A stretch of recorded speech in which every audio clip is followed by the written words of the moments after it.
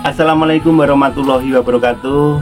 Masih bersama Misteri Kejawen. Kali ini kita didampingi dengan narasumber kita, yaitu Mbah Nursilo. Untuk malam ini kita berlokasi masih tetap di area lereng Gunung Klothok, pemirsa.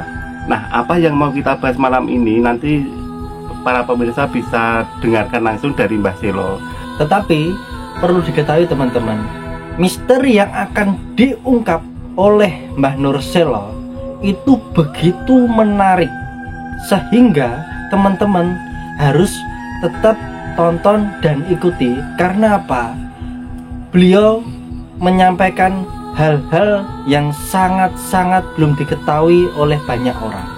Maka dari itu, teman-teman di sini sebelum tonton, alangkah lebih baiknya tekan like, komen, dan tombol subscribe agar channel kita semakin berkembang dan kalian juga banyak pengetahuan dalam mencari ilmu di Misteri Kejawen.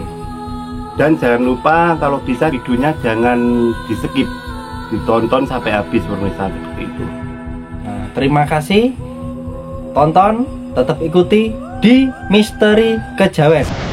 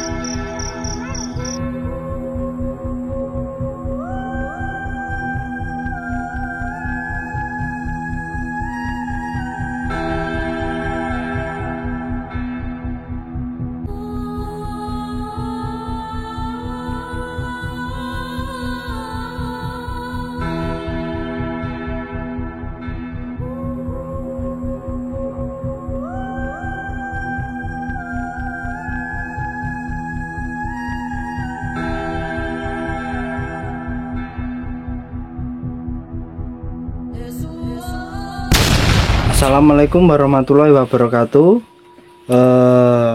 Kita bersama dengan Mbah Nursilo. Pada kesempatan malam hari ini kita akan membahas beberapa hal, pastinya menarik ya. Nah, kita pada saat hari ini berada di lereng Gunung Klothok pastinya. Dan waktu menunjukkan pukul 1 malam. Dan untuk kesempatan pada malam hari ini teman-teman, ini kita akan membahas siapakah penunggu desa dan kota mengenai kegoibannya, dan siapakah penunggu di perempatan dan pertigaan jalan, dan apakah perbedaan dari perdanyangan. Ya begitu ya Mbah Nursilo ya. Nah langsung saja kita, mungkin ada misteri apa di balik desa dan kota itu nanti akan dijelaskan oleh Mbah Nursilo gitu teman-teman. Oke, monggo mungkin langsung aja Mbah, mungkin bisa dijelaskan. Ya Mas, sebelumnya Assalamualaikum warahmatullahi wabarakatuh. Waalaikumsalam warahmatullahi wabarakatuh. Alhamdulillah wa syukurillah wa ni'matillah wa la haula wa la quwata illa billahil aliyyil azim. Saderengipun nggih menika dadi mengambil dalam suatu mistik nggih Mas. Dan istilahnya kita ini yakin atau tidak yakin itu tergantung dari orang, atau masalahnya itu apa, sugesti ya Mas ya. Iya. Jadi gini, banyak orang yang belum memahami, atau banyak orang yang istilahnya itu kadangkala itu menyalahgunakan atau istilahnya itu belum tahu.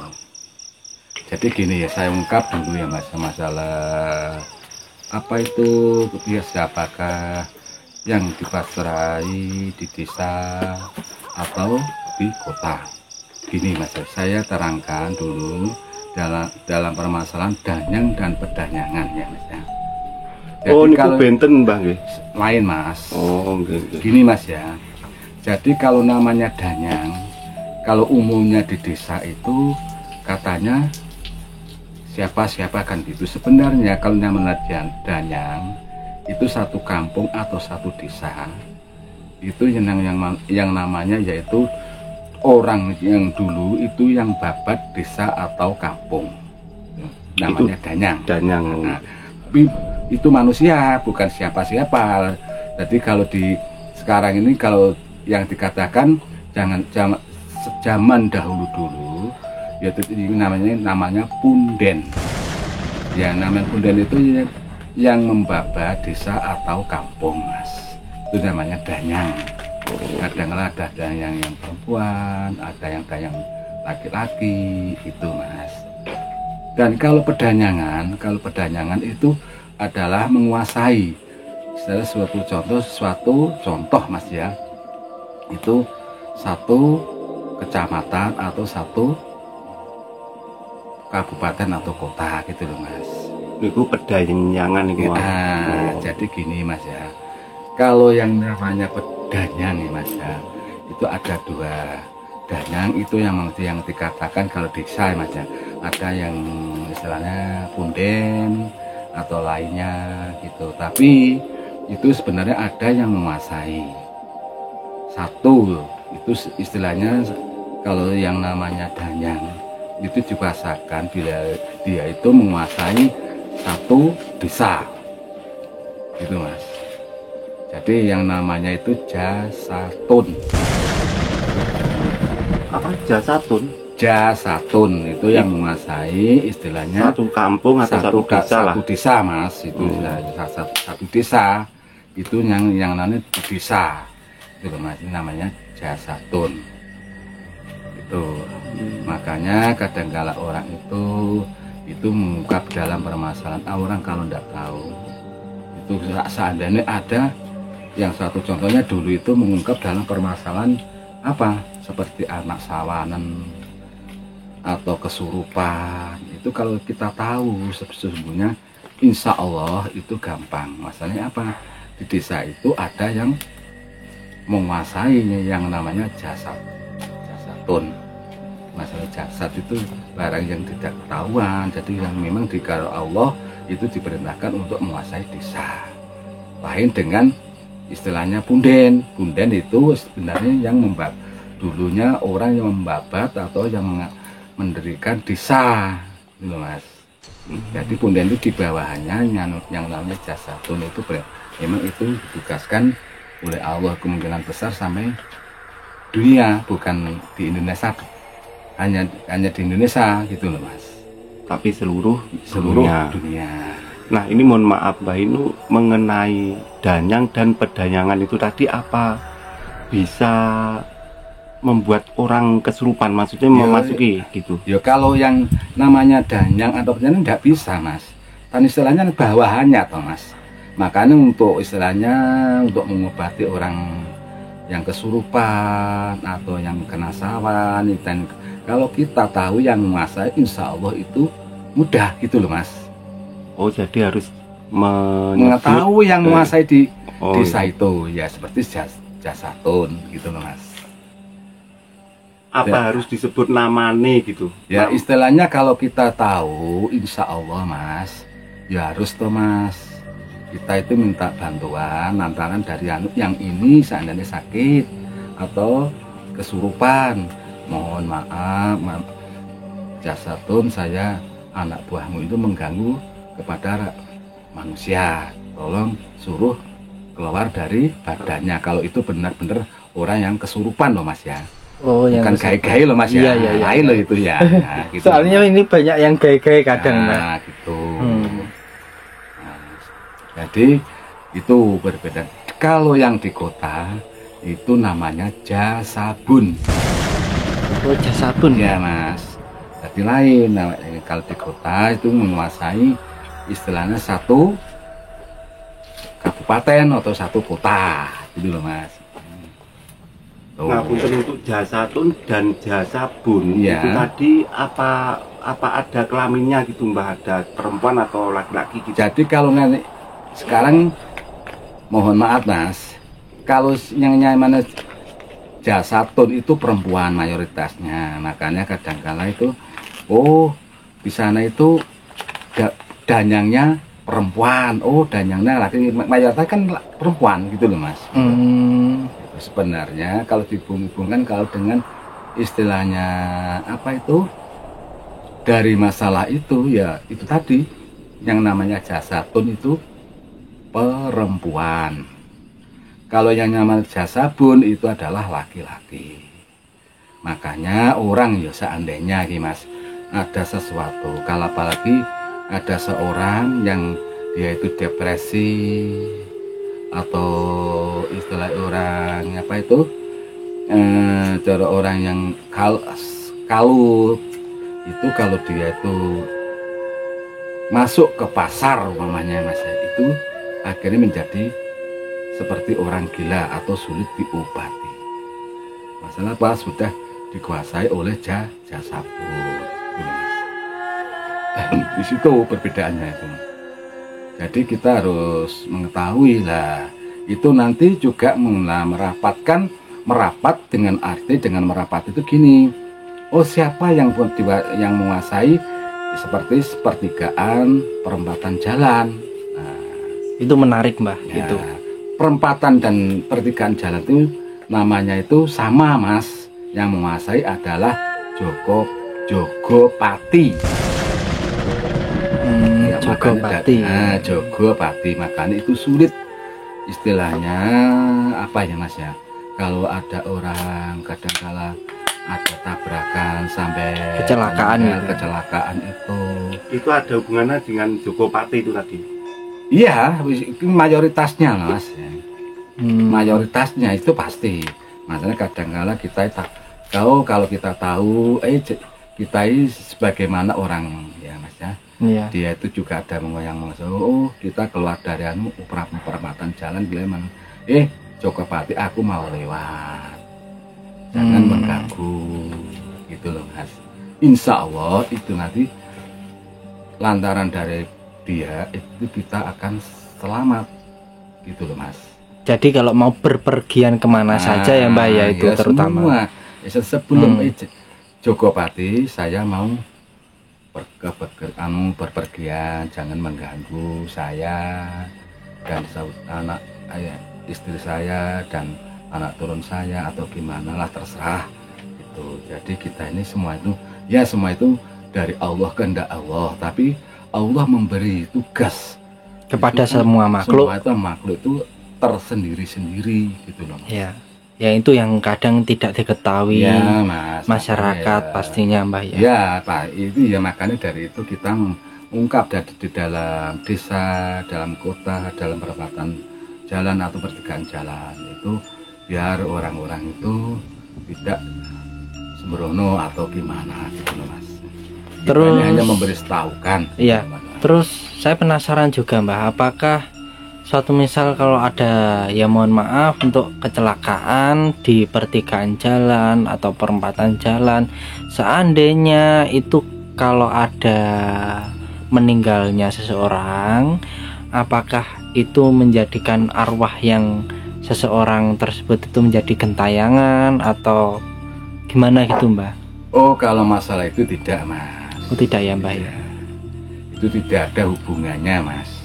Kadang-kadang kalau masalah itu tidak ada hubungannya karena kan kita meninggal itu ya itu harus apa itu ya kalau lain loh Mas ya, karena memang dia itu nanti ada sesuatu hal yang tidak diinginkan dengan arti itu dia itu memuja atau lainnya itu lain loh Mas ya. Iya tuh soalnya kan terkadang kan masyarakat mengkait-kaitkan kan hal tersebut itu suatu misalkan rohnya masih ada di situ terus ya memang kadang-kala kan seperti itu toh Mbah. Jadi bukan rohnya Mas, maaf ya Mas ya. Iya. Itu saya potong kalau orang itu istilahnya mengetahui kadang-kala itu rohnya sebenarnya itu khorin ya itu loh Mas. Dia dulu bisa menerima dengan keadaan tenang yang sebenarnya.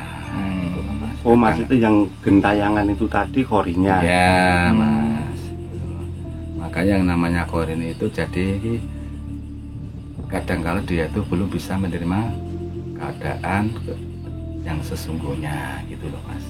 Oh maaf mbah, ini menarik sekali. Ini masalah, kita bicara masalah korin tentang kecelakaan di perempatan. Itu beda nggak mbah? Itu yang meninggalnya karena bunuh diri, sama atau beda? Yo ndak sama toh mas. Kalau bunuh diri itu yang jelas itu nanti setelah kalau yang bunuh diri ya lain sekali mas.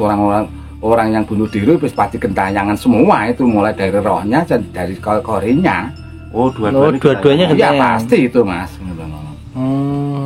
Karena hal yang disengaja, Mbak. Iya, termasuk itu kan sudah direncanakan. Gitu loh mas.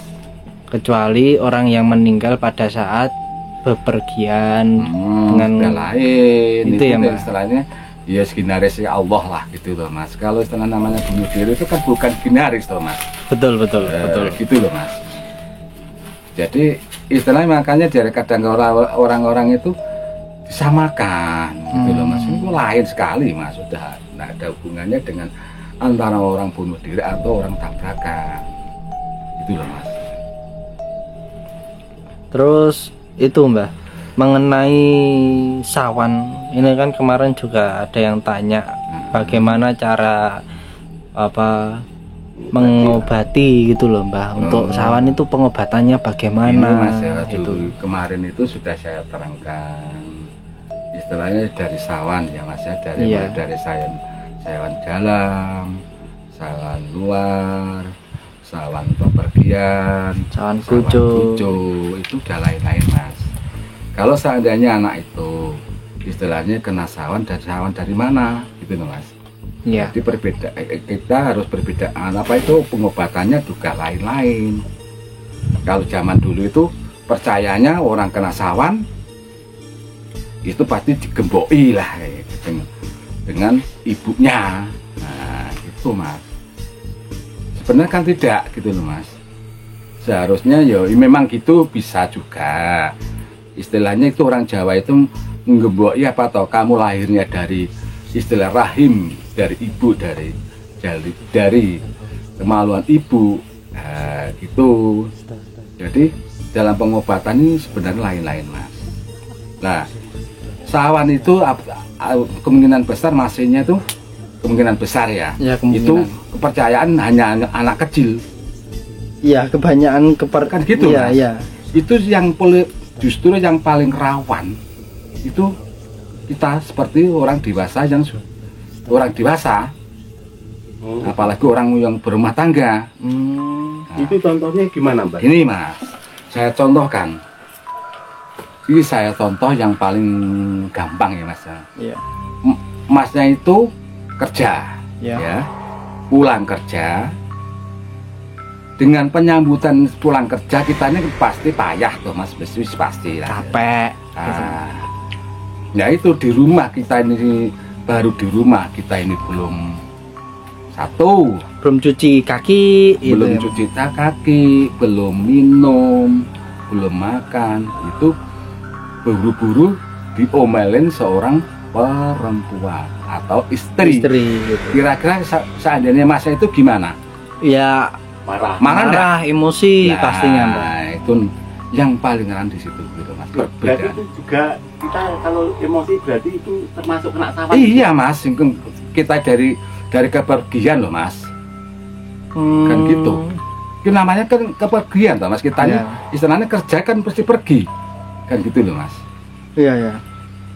Jadi itu termasuk sawan lelungan ya mbak ya. Sawan namanya sawan lelungan, makanya bukan orang anak kecil bukan, enggak gitu loh. Itu justru yang paling rawan sebenarnya tuh kalau menurut saya loh mas, maaf ya, itu orang yang dewasa apalagi orang yang berumah tangga. Itu loh mas. Kita ini sering lapar, kita ini haus, butuh istirahat sejenak kan gitu. Itu yang namanya sawan lelungan gitu loh. Terus ada lagi mbah untuk sawan-sawan lainnya untuk pengobatannya itu? Ya istilahnya kalau sawan dalam itu kadang-kala kita sawan dalam sawan namanya sangka dulunya orang pasti wah digemboi ya enggak mas. Gila kita ini dilihat ya Mas Jarif masalah perkaranya atau masalah itu maksudnya perkaranya perkara apa? Sawannya sawan dari apa? Dari dalam atau dari luar atau dari angin apa dari lelungan apa sawan kucu? Masa sawan kucu mau di sawan kucu digembok kan juga ya, nggak mungkin. Itu pasti ada obatnya tuh mas kayak iya, gitu. Ya seperti obatnya dulu itu lah banyak mas. Kadang ada yang apa itu daun dari daun apa daun kalau anu apa pohon apa rambak.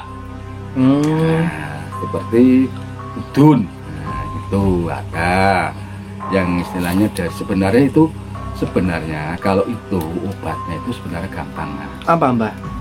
Obatnya kalau kena sawan kucu itu obatnya itu minyak kayu putih dan berambangnya itu bawang merah itu loh mas. Iya, bawang merah. Diparut nanti dicampur jadi satu dengan minyak kayu putih itu nanti dioles-oleskan. Insya Allah mas itu dia tidak akan timbul kemana-mana namanya manak lah istilahnya gitu mas kasarannya gitu. Ada seperti kalau kita istilahnya kena sawan luar dan sawan angin itu sebenarnya obatnya itu dari air mas. Gitu. Air tapi air dari tempat ibadah. Yang paling abdulnya itu yaitu seperti musola, air dari musola. Jadi bekas wudu itu mbak ya? Atau bukan? Jadi kalau ada sumurnya itu ngambil dari sumurnya itu sumurnya. Ya? Kalau enggak ada sekarang itu kan enggak ada toh mas. Sekarang istilah dari pancurannya. Gitu. Itu diminum atau dibuat? Enggak, istilahnya itu kalau orang Jawa dikatakan itu dibobokkan, gitu. Nama diraukan. Mas. Buat cuci muka gitu ya? Ya, sampai puser gitu mas. Insya Allah itu nanti akan sembuh mas.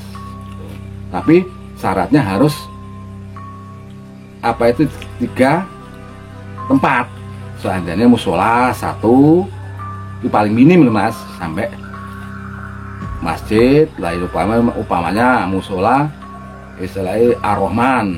Iya. Masjidnya istilah Al-Taqwa atau musolanya atau masjidnya lagi Al-Mustaqim. Nah, jadi gitu. 3 tempat yang berbeda itu ya. Yang paling bagus itu sampai 7 gitu. 7 mbak? Ya itu Maaf mbak mau tanya ini tadi mengenai apa sawan lelungan untuk dewasa. Kita kalau apa pulang kerja belum makan terus istri marah-marah gitu, terus itu apakah obatnya juga kita harus mencari air itu tadi, air apa? Air 7 rupa itu lagi. Ya gini mas ya, 1 itu harus ketenangan. Kita harus pengendalian. Obatnya untuk anak kecil dan dewasa beda gitu maksudnya. Beda. Itu mas.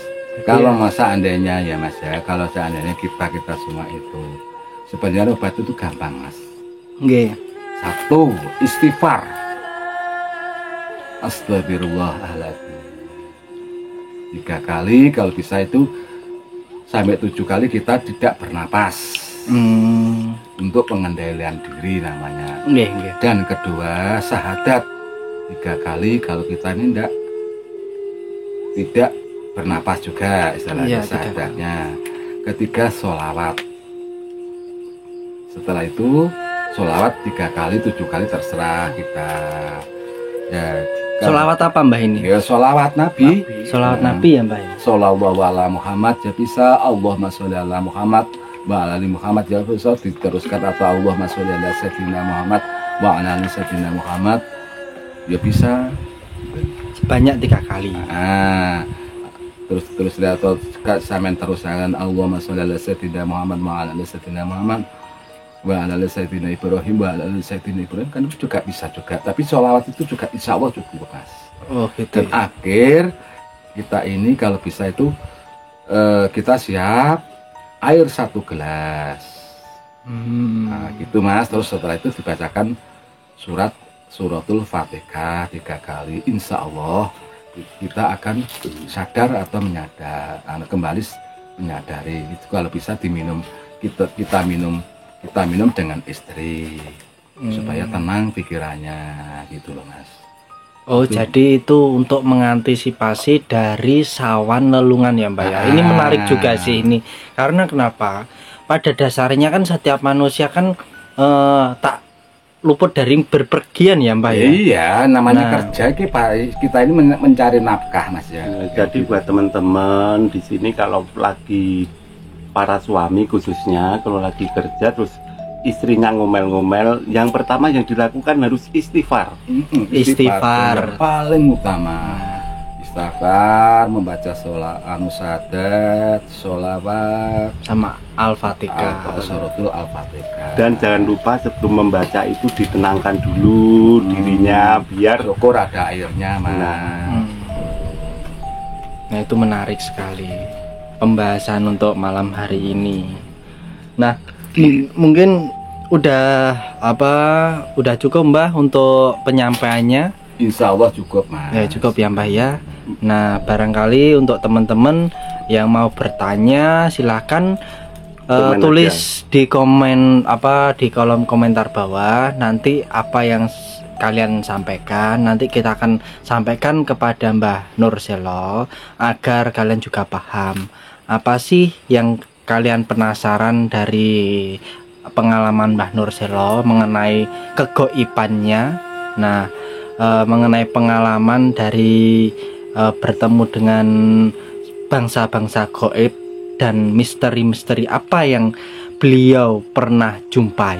Nah, bisa langsung di komen agar kita juga bisa bertanya kepada Mbah Nurselo. Baik Mbah Nur, sebelum kita tutup mungkin ada pesan-pesan Mbah buat pemirsa. Sebelum maaf ya, itu tadi ada kekurangan sedikit Mas. Iya. Kalau non Islam itu tergantung dari keyakinannya. Oh iya ya Mbah, betul. Ya Mas ya. Iya. Tuh, jadi kita nih gini Mas ya. Satu, dengan hal permasalahan itu kita harus mengetahui apa ya Mas pesan saya. Kita ke pasar atau kita ke pergian kemanapun, satu kita menjaga keselamatan. Istilah semua itu dari haknya Allah. Tapi kalau kita sedikit banyak yang mengetahui, yang menguasai di desa, yang perempatan jalan atau tiga jalan atau yang di kota atau yang di pasar itu, insya Allah Mas, kita seperti orang yang sudah mengenal. Jadi kita ini harus kita berhati-hati. Tapi itu kalau tergantung keyakinan masing-masing lah. Keyakinan atau istilah sugestinya kita sendiri-sendiri ya Mas ya. Saya pesan gitu aja. Nah, untuk teman-teman di sini tetap ikuti dari Misteri Kejawen pastinya, karena banyak sekali pembahasan mengenai misteri-misteri yang belum terpecahkan dan yang belum terungkap. Nah, berdasarkan pengalaman Mbah Selo, ini banyak misteri-misteri yang ada pada wilayah-wilayah sekitar Gunung Klothok dan wilayah-wilayah sekitar yang ada di Pulau Jawa pastinya. Nah, maka dari itu tetap ikuti dari konten kita dan jangan lupa like, comment, subscribe, tekan tombol lonceng agar kalian tetap mengikuti notifikasi dari kita di Misteri Kejawen. Terima kasih. Wassalamualaikum warahmatullahi wabarakatuh. Waalaikumsalam warahmatullahi wabarakatuh. Assalamualaikum warahmatullahi wabarakatuh. Bila mana ada kesalahan saya mohon maaf.